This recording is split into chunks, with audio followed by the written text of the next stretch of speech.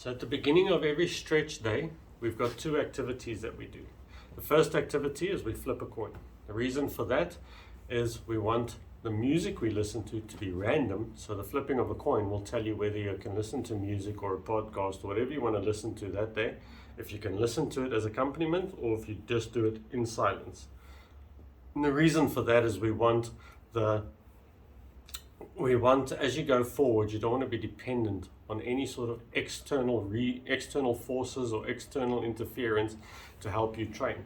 You must always be able to train no matter where you are, because the training needs to be done. Okay.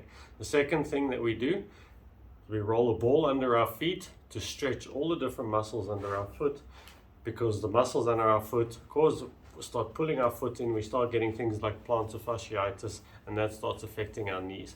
The reason for that, every single day we just stretch those feet out, and you'll actually automatically start feeling that any knee pain that you have, and that starts definitely reducing over the next couple of weeks.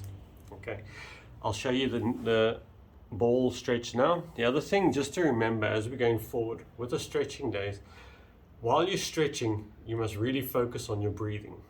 And as mentioned in the intro video, the breathing that you need to do must be in, deep, and out for longer than it took you to breathe in. So if you breathe in for a count of 2, you breathe out for a count of 4. 2, 4. You can do it for 2 and 3, you can do it for 1 and 3, you can do it for 3 and 6, it's completely up to you. But just the idea is that we want to relax, we want to center ourselves on our stretching days. Okay, so the foot stretch, or the football roll, is we start by taking a cricket ball and you roll it in the arch of your foot, the outsides of your foot, the cushions of your foot in the front, the heel of your foot, and you really want to kind of get in there. You do that for 60 seconds, and then you move over to the other foot, go into the arch, really get those muscles, really feel it push through and open them up to the outside of the foot, cushions of the feet, toes, and the heels. If you find that it's just completely too difficult with a cricket ball, get yourself a tennis ball that's got some give in it. Use a tennis ball until you feel the tennis ball isn't doing what it's doing anymore, and then you move over to the cricket ball. This will never go away. It's something that you do every day, because it has such a big impact on your actual skeletal system at the bottom. There's no need for us in our 40s or in our 30s or in our 50s to have these pains if we just follow some very basic exercises. The first exercise we're going to go on today, or stretch, is going to be the kneeling T-spine stretch. This stretch is going to stretch our lats out, and it's going to help straighten our spine and really stretch and sort of align the spine a lot better. When you do it, I'll show you just on your hip itself. If you find that your hip is leaning too much to one side, generally, if you've got scoliosis, you obviously know this, your hip that's dropped is also forward a little. So what you can do is you can step back, you can put a wedge under to line it up, so that you can work off of a flat spine every time we're working, and a straight spine, so that your body actually learns to work in the position it's supposed to work in. So kneeling T-spine stretch, you've got your elbows in front of you on a box, a couch, a bed, whatever works, whatever you've got at your house.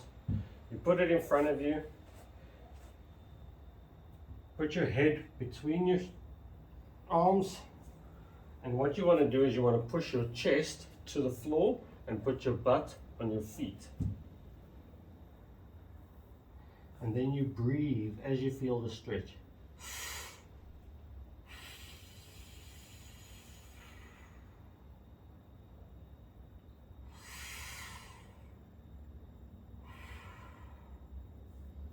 If you want to increase the resistance or you want to increase the stretch, you move back a little bit more. You can get into the stretch deeper, and then What you want to try to do is keep your back nice and straight. And yeah, to straighten your spine out, what I find with this, if your spine is a little bit lower on the left hand side, you can actually just move your right a little bit back and it will help straighten the spine a bit better. But you can feel as you're doing. Try always find some position where you're getting your spine in a more natural position before you start the exercise or the stretch. It would be worth investing in, you could use a book, but if you get one of those little block wedges or something, that will also work. So how these exercises work is we're going to kind of load them in, even though these are stretches, let's call it supersets. So you will always do 3 sets of 45 seconds each, and you'll do the exercises concurrently and continuously. So you'll go your T-spine stretch, get in there, breathe in 45 seconds. As soon as your 45 seconds is up, you will move over to your hamstring wall stretch. With your hamstring wall stretch, you feel like you're stretching your calf. You lift your toe up against the wall. You put your hands up on the wall in front of you. You push your face towards the wall with your chest, and you'll get a nice arch in the bottom of your back. You do that, and then with your hands up, you kind of crawl up with a spider, like a spider, and you pull yourself closer to the wall. Remember to breathe, and then out.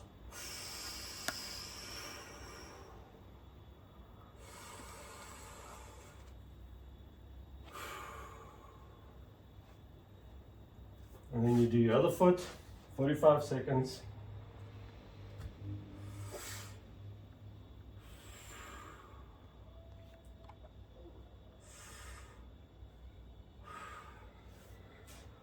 Okay, as soon as you've done 45 seconds each of those, you come straight back into your kneeling T-spine stretch.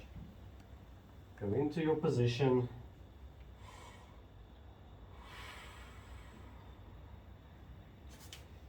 Back and back until you've done 3 of this, you've done 3 of that.